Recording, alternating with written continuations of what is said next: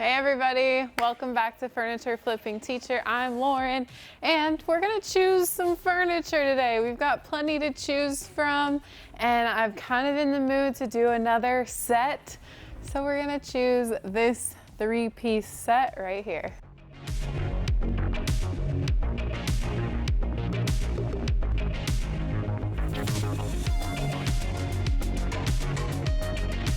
So I got this set like probably 6 or 8 months ago on Facebook Marketplace.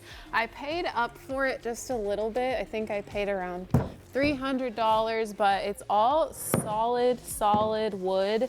And so I'm willing to pay up a little bit when it comes to solid wood pieces, when I know that the pieces are going to be quality and last a long time. Gotta do what you gotta do, no excuses. But I think I'll need some help with this one. First things first, we've got to take off all this hardware, and I think I am going to be replacing it with something new, but it's not too bad style-wise, so I am going to keep it, and I always like to keep my hardware in a container so that way I know all where it is. There is a brand name, it's called Kincaid. Shaker Ridge, Kincaid. I've never heard of this brand specifically before, but it does say solid wood since in 1946. So again, like I said, it was solid wood. That confirms it. There should be no plywood, chipboard, MDF, and it makes sense because these are very heavy. But it's always fun to find brand names in your furniture because generally if there's a brand name in there, that means it's going to be more high quality, and you can always do some research on it if that is your cup of tea. Typically I don't, unless it's something that I've kind of heard before. I don't know what it is, but lately I have been having fun doing larger furniture sets, whether it's like a 3-piece like this, or if it's a 4-piece that includes the tall boy. I think that it's kind of has something to do with the ROI, which return on investment. I can sell sets for more than I can sell just single pieces for, and I've been seeing like a desire for them in my area, so I'm leaning into it, and I've only got a couple of sets left, so you better believe it, I'm gonna be on Facebook Marketplace scrolling and scrolling until I can find some more furniture sets. Next up, we're labeling drawers because they only fit back where they came from. And sometimes when you first get a piece of furniture, the drawers might be out of place. So it's important to, you know, finagle them, make sure they're all in the right place before you label them. I know these are all in the right place because they go in really smoothly. So I'm just gonna go ahead and start labeling. All right, I decided to keep the drawers in while I clean up the fronts, and then I'll label them as I take them out. Cleaning is important as a first step, just so that you've got a clean slate. And I know that I'll be scuff sanding or sanding back the finish later, but I wanna make sure and get all of those oils and grimes and dust off of the surface. 1, for cleanliness, and 2, so that I don't grind it down into the surface as I am, you know, sanding or priming and those things. I want to get all that off first thing. And I'm really lucky with this set because the insides of the drawers are so clean that I don't even feel like I need to clean them out. So that makes my job a little bit easier as well. This is also a great time to clean the insides of your pieces, and also just check and see, making sure that all of the drawer slides are secured. Like this one right here, when I was cleaning, it was a little bit wobbly, so I know that this screw just needs to be tightened a little bit, and that's something that needs to be fixed before I go ahead and sell it.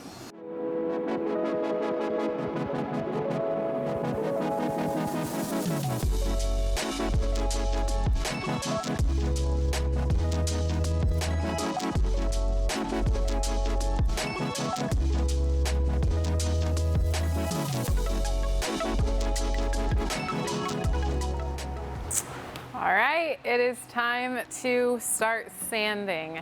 I have not 100% nailed down a full look of these pieces, but the one thing I do know is that I'm, no matter what, going to sand down the tops and have those be the natural wood look. I may go ahead and paint the rest of them, or I may go ahead and start sanding down the remainder of the bodies and kind of do a more of a wood look versus a paint look. So stay tuned to see what I decide, because I'm really going back and forth now. But I'm gonna start with the tops, and I've got my surf prep here, and I have an 80 grit, and I actually have a net. It's a netting sandpaper instead of the traditional regular sandpaper. I'm gonna try this out for stripping. This is like really coarse, and I'm just gonna kind of see if it works better than the other regular sandpaper. And this is an 80 grit, so super gritty. And yeah, I'm gonna go ahead and just start, and we're gonna tackle the top of this dresser, and then we'll tackle the 2 nightstands as well. Got my podcast. Oh no, I'm not listening to a podcast. I've got my audiobook on here, and I've been loving listening to some audiobooks on Audible. Not sponsored, but Audible, if you're out there, sponsor us, because I literally listen to audiobooks all the time. And these Bluetooth headphones are great because they take the sound away from the sander, so it's not so loud in my ears. Plus I get to listen to a good audiobook, podcast, music, whatever. 30 minutes to sand this down to the like raw pine, and obviously I still haven't gotten the edges, but really not too bad. It was pretty thick on there, and I did like using the netting. I feel like it came off pretty quick, but the only thing is I already have used like, I don't know, 10 of these just on the top here. So it's kind of give and take. I might keep switching back and forth between them since I have them on hand. But I'm just gonna continue on sanding. Okay, so I've got these all sanded down to the raw wood, and what I'm doing now is I'm just spraying them with water because I just wanna make sure that I got out all of the sanding swirls. Generally, if you start with the 80 grit, it'll kind of leave those sanding swirls because it's such a coarse grit, but it's gonna get that finish off. And then when I moved up to the 120, it kind of helps get that out a little bit, and then I went up to 180. So that's what I ended on for now. And I'm just using water because this will kind of act as maybe like a darker stain would act, and it'll really help bring out the sanding swirls if there are any. It's still tricky to tell, and I'm not seeing any right off the bat, so that's a good sign. The worst thing is when you like sand everything down and then you start to stain it, and then those sanding swirls pop out, and then you basically have to sand it down again and restart with the stain. So just trying to avoid that. And I think we're good to go on the tops at least. Okay, I've decided what path I'm gonna take, and it's gonna require some more sanding.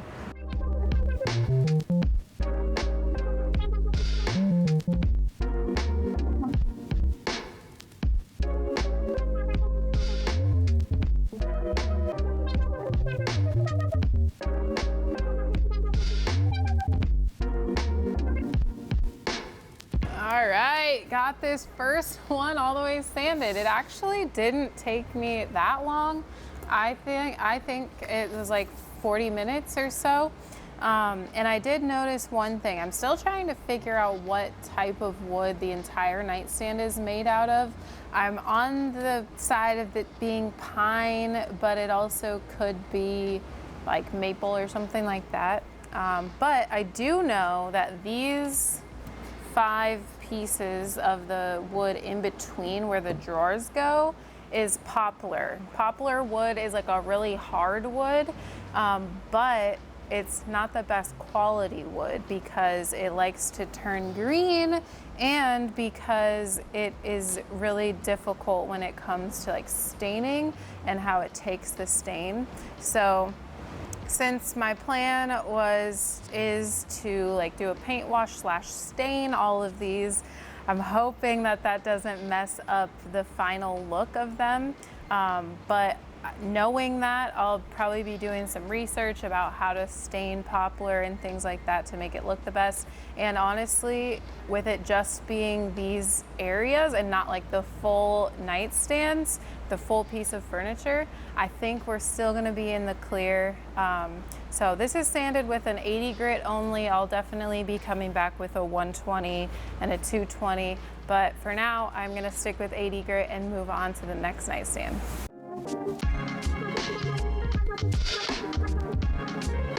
So yesterday I finished up sanding down every single piece of this furniture set between the actual bodies of the dressers and each drawer front, and I didn't just stop at an 80 grit sandpaper.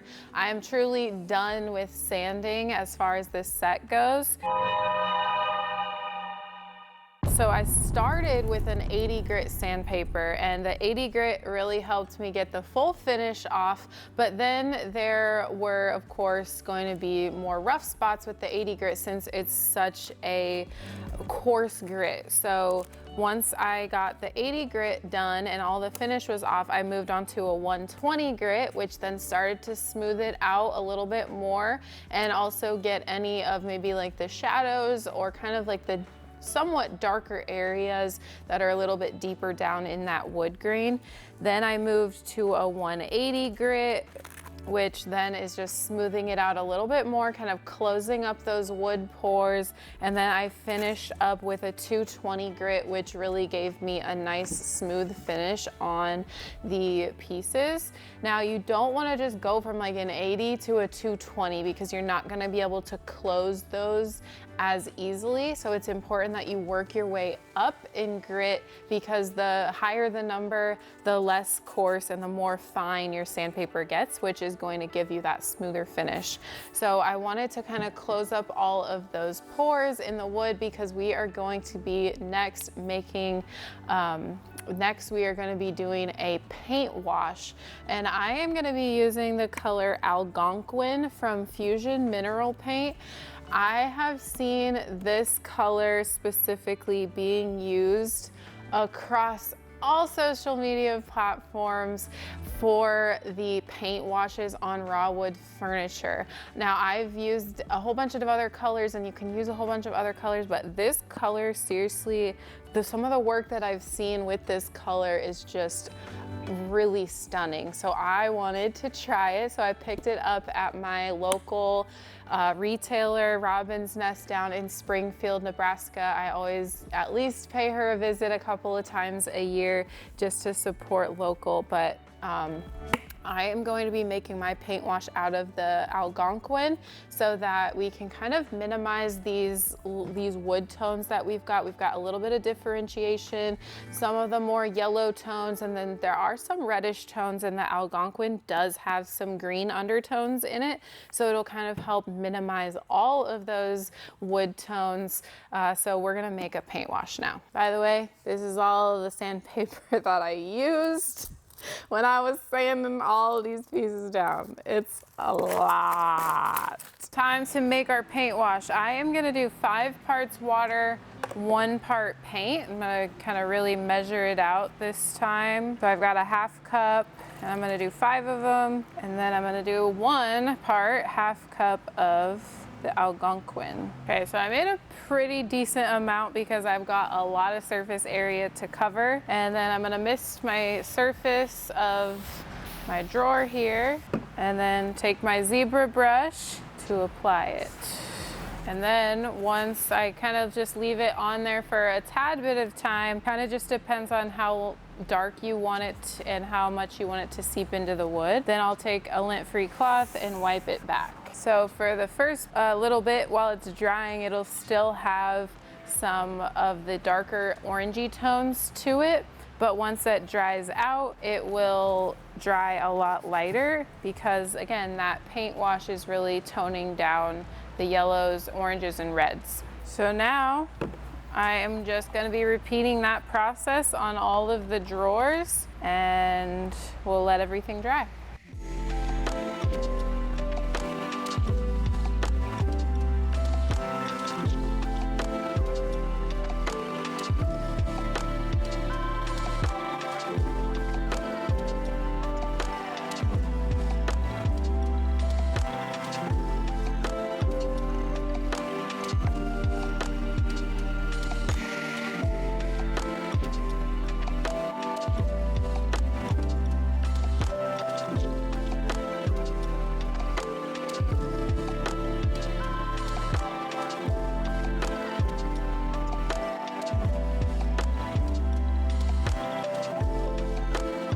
is what I'm dealing with right now. So I have done the paint wash method with the Algonquin for all of the drawer fronts, and I absolutely hate it.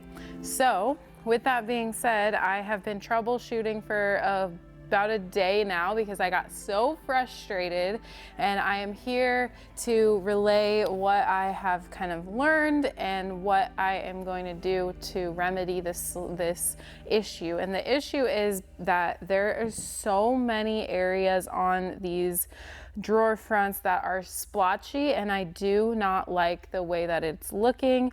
And honestly, if I would have stopped the paint wash after like 4 drawers, I would have been saving myself a lot of time, because now I'm gonna have to go back and sand down all of the paint wash because I do not like it. It does not look good, and I stand by my work, and I do not want something to go out that I am not proud of, that I do not like. So I want to share my mistakes and learning processes with you guys, and that is that I think, after just working with it a little bit more, talking with some of you guys over on Instagram, that I think that this is poplar wood, which I was a little bit afraid of in the beginning when I started to strip it down, because poplar is a wood that is super hard and good quality as far as like the durability goes, but it does not take stain well, and it doesn't apparently not take paint washes well either. And I think that's just because of how hard it is. Sometimes it also turns green in areas as well. So don't 100% quote me on it. I'm still learning wood types, but this is my theory. And because it's poplar, it has splotchy areas. I don't mind the discoloration with like the variation in the wood colors, but it's more, like I said, like the splotchy, the way that it took differently. So what we are going to do about that is I talked with a friend, her name's Carrie, and she has an Instagram profile. I'll put it down below in the description. But she is the one who I was kind of mimicking this exact Algonquin with the stain that I'm going to be putting over this. Well, she recommended that I bleach the wood so that potentially it can like just even everything out, neutralize everything, and then I can do the paint wash and it'll look better. So I did that. I sanded back the paint wash, and then I bleached it with the wood bleach, and I neutralized it, and then I did 2 layers of a paint wash because the first one was still a little bit blotchy. And let me show you what the difference is. This is the new paint wash look that we've got. So it is a little bit on the darker side, but it's no longer splotchy. So I am loving the way that it looks. I think that this is the method that we are going to go with. So I am going to sand down all of the drawer fronts yet again, even though I just did that, but I'm going to bleach them, and then we're going to do some paint wash, and we are going to end up with this look across all of the pieces. Now I am lucky because I didn't start the paint wash on the bases and bodies of the dressers. I've only done it on the drawers. So it's not as much to sand down, but it's still quite a bit. So I'm going to be sanding again for a while, but I'm just glad that we've got a solution, and then we'll move on from there. Live and learn, and I hope that this teaches you guys maybe a method to kind of neutralize the coloration differentiation in your wood tones with wood bleach, and I'll show you how to do that right now. Drink up, kids! Gotta get that protein in. Ooh. She getting swole. All the drawers are being, they've been bleached and they're drying. So that means that I've got the 2 nightstands and the body of the big dresser to bleach left. I wanted to talk a little bit about the actual wood bleach. So the wood bleach, it comes in this box. It's specifically made to bleach wood, and it's a Rust-Oleum Zinsser product, so kind of like some of the primers we use. So this has 2 parts. The first part is called Solution A, and surprise, surprise, the second part is called Solution B. So what you'll do is read the directions, and basically you put the solution A on your surface. I just use a chip brush. I just pour some in here, and I've got it marked A so that I know. And I use the chip brush to apply it to all of the surfaces. And then you are supposed to wait about 5 to 10 minutes, kind of depending on the density of your wood. For softer woods, 5 minutes is good. Harder woods, 10 minutes is better. But you still want your solution A to be wet while you apply your solution B. So I'm gonna apply solution A first, and of course you wanna wear protective gear. So I've got my gloves over here, and we'll make sure to stay protected.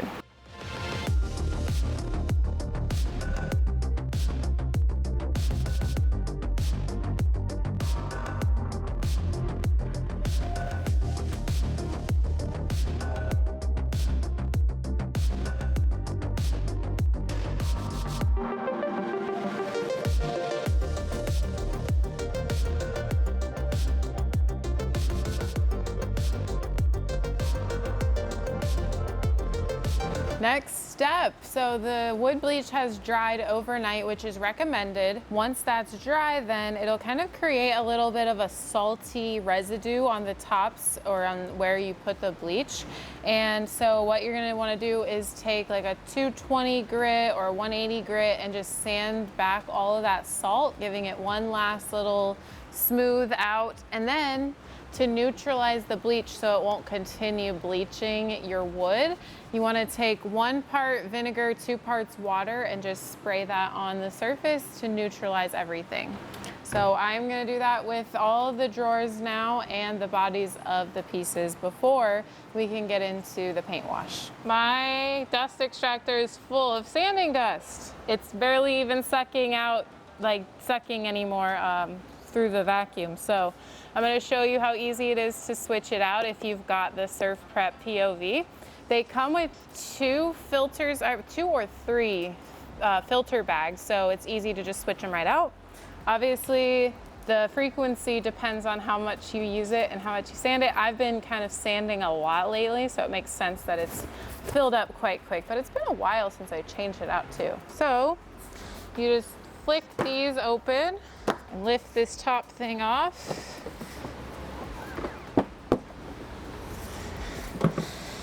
And this, oh my gosh, there's so much sand, oh my goodness. Pull this back, maybe. It's so full, holy moly. Probably should have changed this out a little sooner than now. There's not even room for me to get it off. The reason I like them so much is because they already have a tab that you can just close it up with. So there's no emptying it, you just throw this whole bag away. And then that's all sanding dust. Oh my goodness. That's so much. This is probably like at least 20 to 30 pounds of sanding dust. Woo! So we'll toss that in the trash can. And then we slide on a new one. This goes on the bottom, just slide it right in like so. And then pop that back on. We're ready. It's paint wash time, finally. Again, I guess we've already done this once during this project, but I got everything sanded and wood bleached and sanded and neutralized, so we're ready to paint wash. And I'm still using the same exact method that I was using before, which is 1 part paint, 5 parts water. And what I have actually been doing on this round is 2 layers of paint wash. So I'll do 1, wipe it back, let it dry a bit, do another one, and then I'll go back to that one that I just did and do a quick little, not even like a full coat, but just kind of like a spot treatment, wipe it back again, and that seems to be the greatest look color-wise and like to minimize all the splotchiness. So that's what we're doing on the rest of these drawers. Kind of let it sit on there for just a little bit before wiping it back. So then I'll leave this one here on the fan to dry. And I'll grab my next one back to the first drawer. And then I'm just do like a light coat in the middle.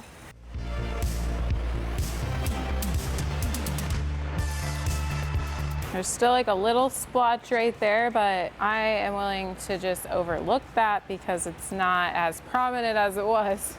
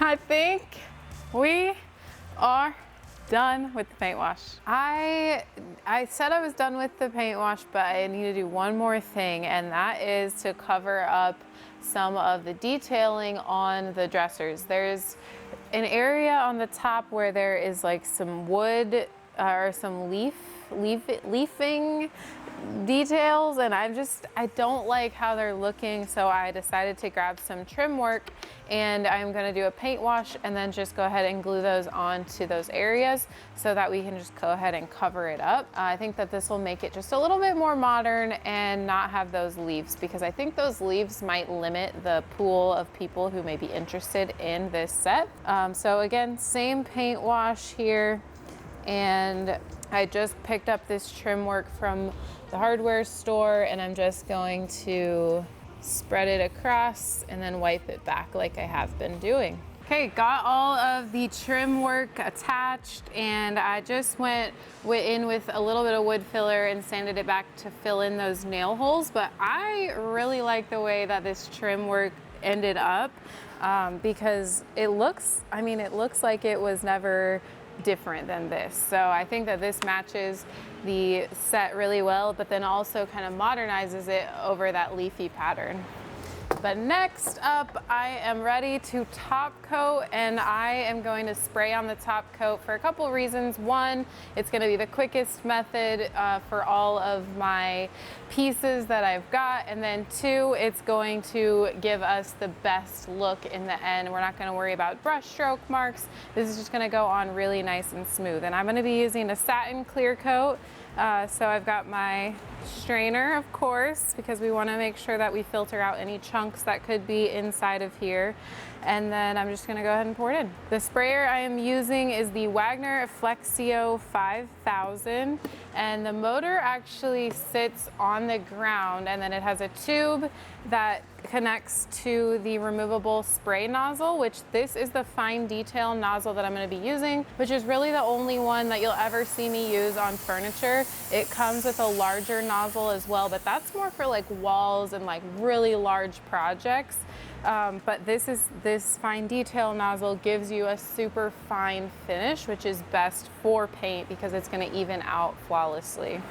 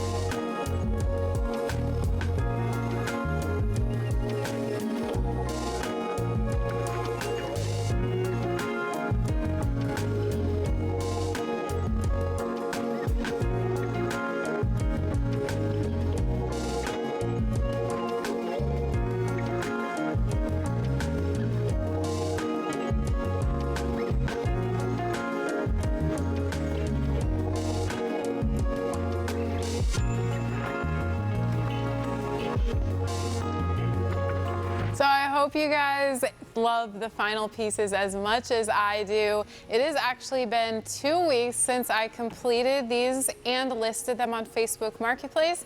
And as you can see, they're still here with us today. But sometimes you just gotta wait for that right buyer. 2 weeks in the grand scheme of things really isn't that long of a time to wait, especially for the profit that will come after the purchase goes through. So I got this set for $300, and I want to talk about the numbers fully from all of the materials that I used on this project. The set was $300 on Facebook Marketplace, and I was willing to pay up on it because I knew it was solid wood, and really the drawer slides are great. It's just all around a good set of furniture. And then $80 for hardware, $20 for the bleach, $20 for the paint, and I didn't even use all of the container, but I'm still gonna factor in the whole cost because that will, you know, move on to another project. But I didn't use it all because it was a paint wash, so I was able to mix that with water to kind of use less paint. The trim that I added up here was $10.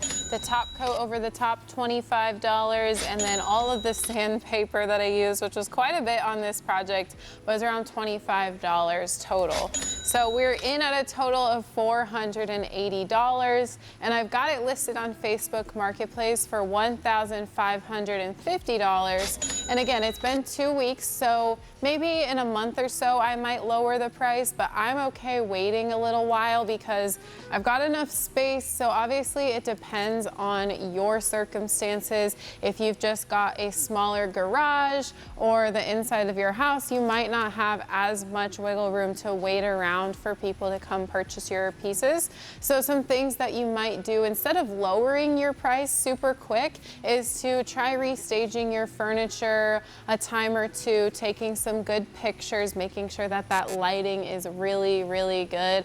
Maybe even try out some AI staging if you don't have a great backdrop like some people do and some people don't. If you don't got the space, there are great tools that you could use to try and get some better photos. So if this sale goes through at the $1,550 mark, the potential profit there is $1,070. And I probably spent around 20 to 30 hours on this project, and it was due to my own trial and error process throughout this project because just of the splotchiness of the wood, and then having to go back, sand it again and bleach it, and you guys saw the whole thing. So anyway, that is the conclusion of this video. Thank you guys so much for watching. As you can see behind me, we've got lots of furniture to flip, so be sure and hit that subscribe button down below, and we'll see you next week, and I'll see you on the flip side.